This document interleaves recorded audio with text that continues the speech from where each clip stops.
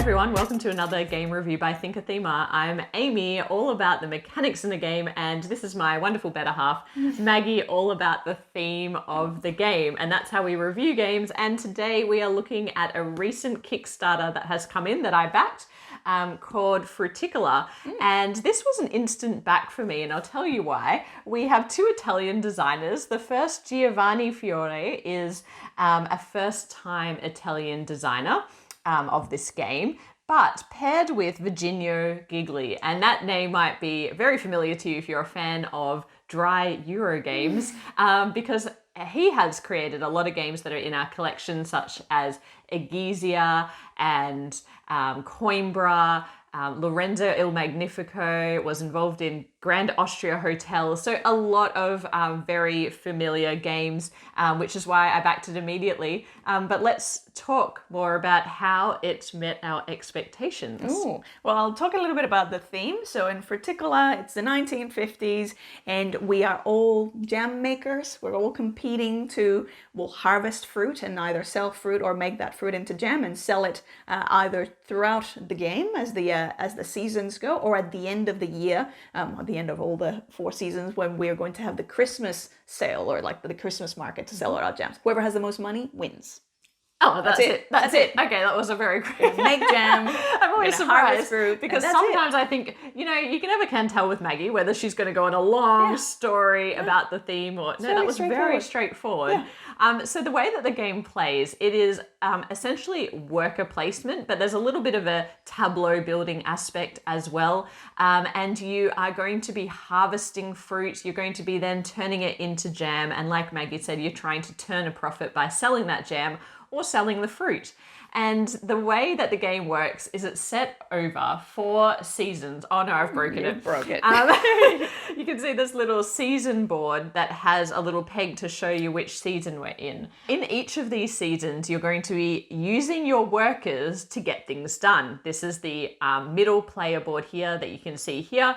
There's an area that has trees where these trees are going to be harvesting different types of fruit, and then you are going to be making jams according to those different types of fruit that have different levels of value. So as people are selling their jams and their fruit, it affects this market price, going down every time someone sells something to make it like a live economy where you want to sell when the price is as high as possible.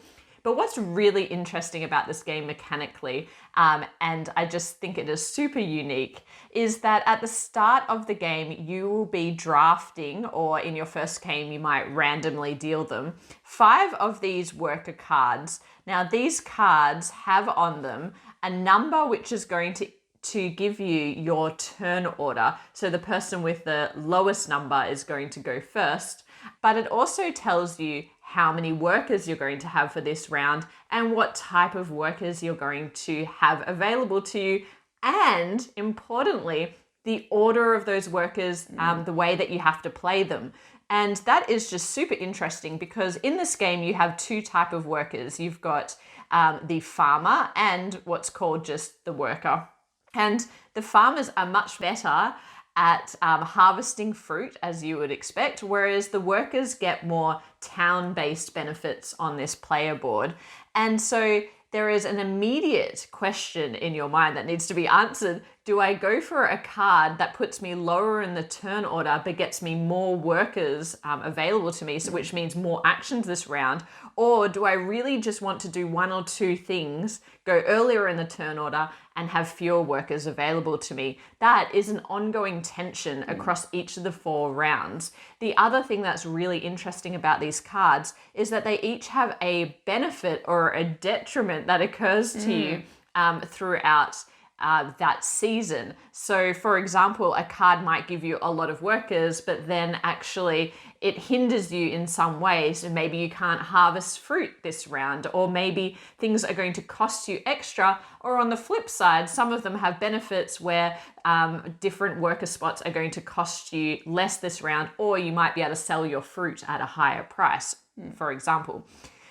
The interesting thing about this is you'll be dealt 5, as I mentioned, but you'll only be using 4, but you will definitely be using 4, which means that across the 4 seasons, there's only going to be 1 left over at the end of the game. You're going to have to navigate the rounds where you have fewer workers and the rounds where you have more, as well as the different benefits and things that occur to you because of these cards. So these cards to me are a central part of what makes the mechanics of this game so interesting. So now once we've worked out the turn order, everybody starts their turns, you line up your workers. We found it easier to just line them up the same way as the card indicates, and then remove any workers you won't be using that round. And then basically in turn order, you will be placing a worker out into one of these spots. Now in a 2-player game, some of these worker spots are covered up to make it a tighter competition. There's also another side of the board as well for when there's a larger player count. We have played this at many different player counts, and we'll talk about that towards the end. But essentially what you can get done is you can be harvesting fruit by placing your worker out here and paying either the fertilizer or the pesticide resource that you need in order to harvest. You can go and get fertilizer and pesticide at this little factory area here. And then you can take the fruit that you're harvesting from the trees and place them into your warehouse. Now, what's interesting about this is your warehouse has a fixed capacity. So here at the start of the game, you can put 9 pieces of fruit into your warehouse. Now, the way to build up your capacity is to get these action tiles in the center, which also give you ongoing benefits in the rest of the game. So it's beneficial to go here into one of these worker spots of, I think it's called the market. And you can take one of these, which you pay the associated cost, and it'll give you, this one gives me 2 free fruit, plus it's also giving me another space to put fruit in. Then when you're ready to make your jam, you place your worker into this kitchen area, take 2 pieces of matching fruit to create to replace it for 1 jar of jam. Now the benefit here, even though you sell the fruit itself, if you have 3 of the same fruit, you can sell the fruit. With a jam, obviously you're only needing to sell the jam, which means it takes up less space in your warehouse. So even though the price is it's not that beneficial to turn fruit into jam, because you can just sell the fruit if you have enough of it. You can store more and bank it in more of it at once. Now, the other thing that you're going to be looking to do is meet these public objectives, and that adds a really fun racing element into this game because everybody knows what's there, and the first person to reach each of those objectives will get a $15 bonus, then a $10 bonus, and then a $5 bonus if you're the third person. And money is quite hard to come by, and also it is the victory points in this game. So you're going to be selling things to make money, you're going to be achieving objectives to make money, and ultimately the person at the end with the most money will win. So I'll talk a little bit about the theme integration. And I think this is actually, even though it looks quite simple, I feel like it's done a really good job at integrating the theme. Because you are with the little trees, you're placing your little workers under the trees, collecting that fruit. That's quite cute and thematic. We have a big fruit growing industry in Australia, and obviously a lot of the backpackers that come that's the thing that they end up doing. They go and help collect and pick fruit. Meanwhile, I did that for a summer in like 45 degrees Celsius. Not glamorous, not a glamorous picking job. Blueberries, and it was not glamorous. Yeah. I mean, it paid pretty well. Did you make some jam? I ate a lot of blueberries. Just sell your blueberries? You sell your time collecting the blueberries. Yeah. So yeah, you are going into the little trees to collect the fruit. Then you are taking your workers to the kitchen to turn it into jams. You go into I think to like the city to buy the other extensions and things. So I think it's a pretty it's fairly straightforward, but I did feel like I was doing those things, and when we're playing with friends, it's like you're going, oh, I'm gonna make this jam and I'm gonna make this sort of. So it does kind of put I found that it put me in that sort of mood. Yeah, I found it very thematic as well. But let's talk about what we thought about the game. And I think before we talk about the game itself, I want to touch on the components because at the moment, this game is sitting on 6.3, I believe, on BGG. Not a great score and not something that you would expect from maybe some of these designers. But that's a lot to do with the component quality. So with Kickstarter, you never quite know what you're going to get. What was interesting in this campaign is they had 2 different levels of game. They had a deluxeified edition and then they had a more basic edition. No one wanted the basic edition, basically, so they got rid of it. Basic. They got rid of it and they just created one version. Now, this version, the more deluxeified edition, has these plastic components to represent each of the fruit pieces, which maybe looked a little bigger in some of the renders. They're from very the small, Kickstarter they're very campaign. fiddly, and it can be very difficult for them to just stay put. Yeah. Like they just roll off the They table. do roll off the table. So one of the funny things about these fruits is that most of them are a round shape, but they have one flat side, and trying to identify the tiny part of it, especially in this blueberry. Oh, that blueberry. This blueberry is so tiny that one little thing and it just goes rolling, and it's really hard. Like if I had bigger hands, this would absolutely be a nightmare. It's hard enough as it is. But that was one thing. I think the other thing is punching. Yeah, punching them out of the cardboard. It was not, the cutting wasn't very good. I think it's laser cutting or whatever. And so we actually had to bring out an extra knife, Exacto knife. Yeah, and that was the first time I think we've ever had to do that with a game. To not damage it. And even some of the bases for the trees did get damaged in the process, no matter how careful we were trying to be. So those are some of the things that kind of let it down a little bit. Once they're out, like aside from the fact that they're really small and fiddly, the actual componentry, like the feel of the texture of the cardboard and all of that, I don't mind it. No, I don't mind it either. And the cards themselves, they're very small, which a lot of people don't like the small size cards. But hold on, because I want to talk about the size of the whole game. Is too small. It is too small. And it comes in a huge box. The box is this big. Need a box this big. The box is this big, and the board is tiny. Teeny tiny. Like, please, just why didn't hand for scale. For scale. Yeah, we need a banana for scale. But like, if we folded out a board and it had, I feel like it just would have given it a bit more gravitas. If we just made, these tiles, even your warehouse a little bit bigger, it's okay for us. If you've got bigger hands, this is going to be not very friendly to play with, but also if you've got bad eyesight, the font choice on these tiles is it's too cursive. It's really hard to read, and you really need to sometimes pick it up and bring it closer to you to read. And a lot of people are frustrated with that, and that is what is driving down the rating. So, I just feel like the production value has really let this game down. However, let's talk about the game. The game itself, I loved it. I love the game too. And all our friends love it. Like we actually, that it doesn't deserve the low rating that it has on BGG, in my opinion. Because like to me, this is good into like the high 7s, if not 8s. As a personal, I think it does. I think I think if you're paying as much as you are for a Kickstarter, yes, the componentry should have been better, and I hope they do that in a new edition. But game-wise, I really enjoy this. I love the world that it sort of puts me in. Like, I love kind of imagining that, I am going to go out and harvest some fruit and make some jams and sell it at the Christmas sale at the end of the year, or trying to like optimize how I absolutely love that. The tension of having those cards that you're selecting from. Brilliant. That is great, because it's that tension between, do I want to go first and get those? Because obviously some of the worker placement positions that you can go to, you can get multiple actions within that spot the earlier you go.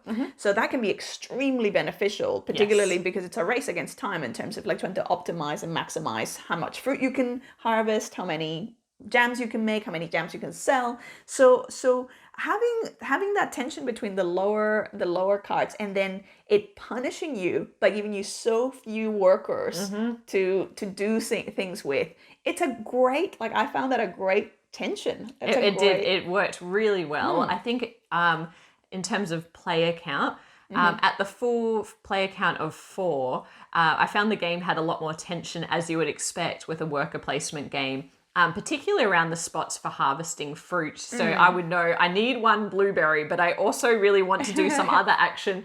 But if I don't get the blueberry now, someone else is going to take that blueberry spot. And, blueberries, they sell for the most in this game. Often. I would, and I'm not so scarred by my blueberry picking experience that I just still wanted the blueberry. Yeah. There is a lot of tension with the turn order and with the limited worker placement spots. Oh, yeah, sorry. No, I just want to talk about those cards again because I feel like that is really unique.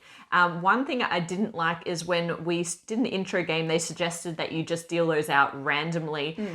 Your game will live and die based on the cards that you have in your hand and available to you. So I much preferred it when we were drafting. So in the second and subsequent games, we drafted with our friends to make sure that everyone got an opportunity to get some of the better cards. Yeah. The other thing that I was going to say is that market of, the more you're selling, the more the value of those fruits is going down, or, consequently the jams. That also plays a big part, because then the longer you wait, particularly in the higher count, the higher player count, then the more that fruit and jam that you're sitting on is going to be worthless, because it's like everyone's sort of selling and bringing the price down. It's like, oh, do I wait? Often I found the tension between waiting to have all of the things to meet one of those group objectives, and then going, this does not pay off because you're sacrificing so much along the way. Yeah, the group objectives are really just such a distraction, and it got me almost every time. And another one of our friends who was particularly competitive, I found him and I were just laser focused on those and probably ignoring some of the... It's the most obvious immediate race. It is. So for competitive people, that's going to be But it does set you back a number of turns trying to get to those objectives. And it does, like you said, stop you selling jams when it's at its high price. The other thing is halfway through the game, these tiles change and they become much more powerful. They also give you end game bonuses that you can strive for. And I find that these tiles actually really dictate your strategy as well. So you can get ones that have quite powerful abilities, but other people are recruiting those tiles and have equally beneficial and very different abilities. And I found that more than going into the game thinking this is going to be my strategy this time, it's really one of those games where you adapt your strategy based on the tiles that are appearing, based on those race objectives, and trying to look for efficiencies in achieving multiple things at once. Yeah, I also want to talk from a replayability point of view. This is a game that you wouldn't think it by looking at it, but there's a lot of different strategies that you can try, which again are dictated, as what you said, by the different tiles that come out. There was one game where it was all about me collecting the fertilizers and the pesticides, and just by hoarding all of them. Did you win that game? I did, the first time. Then I tried it again at a different game, but there were other strategies on the table that outperformed by a lot that strategy. Because again, it's that thing of you can explore different ways, and I feel like this doesn't really have a solo, but I would love to play the solo. If there was a way of doing it, because I just really enjoy even the colorfulness of it. Yes, the components are not ideal, but it's still fun to play once you can adapt and adjust it. They're gonna be small, they're gonna roll around a little bit, but I genuinely really, really love this game. So why own this game? I think that if you're a fan of worker placement, it has so many familiar kind of that tight, trying to get everything done at once feeling, along with those cards that you draft at the beginning that just change your strategy and change round to round what you're able to get done. There's a lot of tension here in this tiny little package. I would say, if bear in mind the component quality, there is no getting around the fact that expectations little pieces of cardboard on the side, because of the poor punching, is really irritating, and the tininess of the scale of everything is for some people going to make it not very easy to play. However, if you can get over those things and you can find it, maybe in the secondhand market, because I'm not sure if it will make it to retail or be very available elsewhere. I think it's really worthwhile if you are just into the theme. So into making jams. It's hard for us to find a theme that we're really into, and this one really hit the spot. It's just so pleasant. It's just a delightful theme experience. It is. Or if you're looking for just a little twist a little twist on worker placement that brings in that card element and the order of your workers. Really great game. We will absolutely be hanging on to our copy. Faults aside, you know, this is just another great Italian design. So that's Frutticola. Thank you for joining us for this review. If you liked this review, please hit the thumbs up. It does give us some feedback. Subscribe to the channel if you haven't already. We have a number of ongoing series. We also have big box game reviews like these. We'd love to hear what you thought of this game if you backed it, or if you're interested to pick it up in the comments. So we'll chat to you there, but bye for now. Bye.